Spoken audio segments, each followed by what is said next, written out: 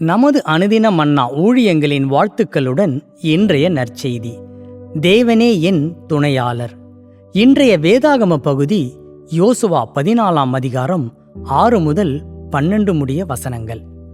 அப்பொழுது யூதாவின் புத்திரர் கில்காலில் யோசுவாவினிடத்தில் வந்தார்கள்.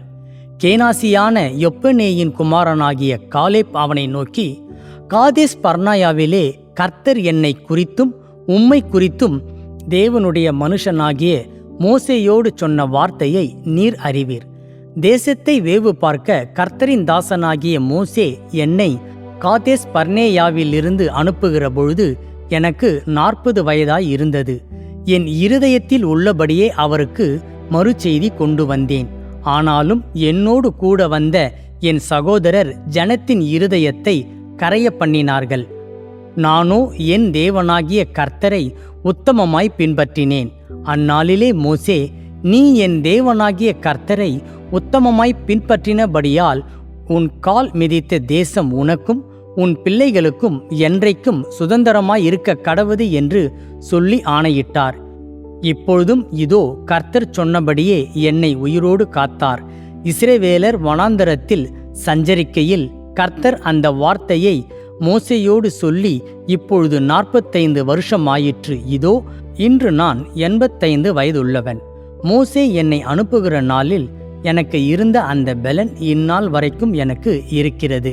யுத்தத்துக்கு போக்கும் வரத்துமாய் இருக்கிறதற்கு அப்பொழுது எனக்கு இருந்த பெலன் இப்பொழுதும் எனக்கு இருக்கிறது. ஆகையால் கர்த்தர் அந்நாளிலே சொன்ன இந்த மலை நாட்டை எனக்கு தாரும்.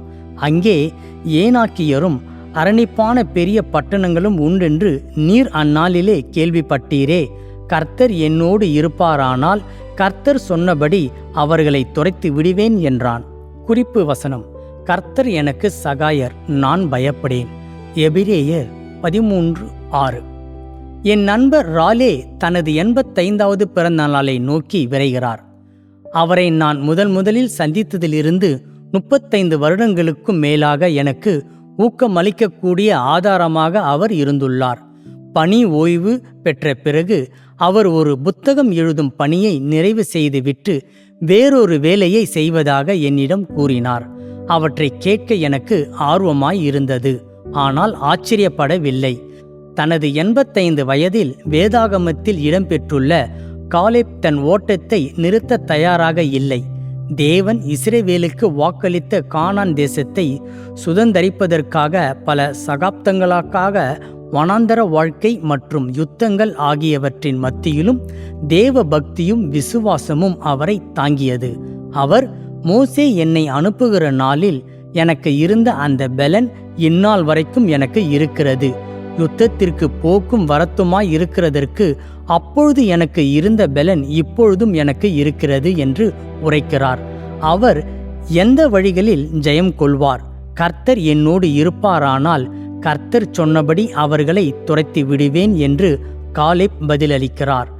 வயது, வாழ்க்கையின் நிலை அல்லது சூழ்நிலை ஆகியவற்றை பொருட்படுத்தாமல் தேவனை முழு இருதயத்தோடு பற்றி கொள்ளும் யாவருக்கும் தேவன் உதவி செய்ய வல்லவராய் இருக்கிறார். நமக்கு உதவும் நம் இரட்சகராகிய இயேசுவில் தேவன் வெளிப்பட்டார்.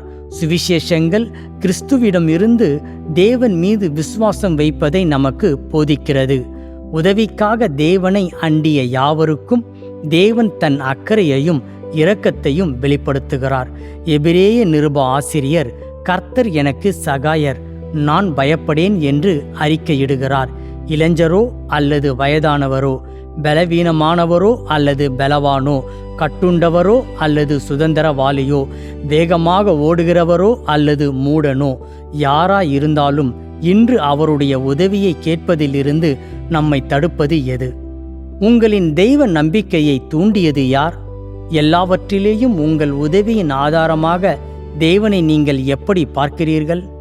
சர்வ வல்லமையுள்ள ஆண்டவரே, எல்லா சூழ்நிலையிலும் என் உதவியின் ஆதாரமாக உம்மை பார்க்க எனக்கு உதவி செய்யும்.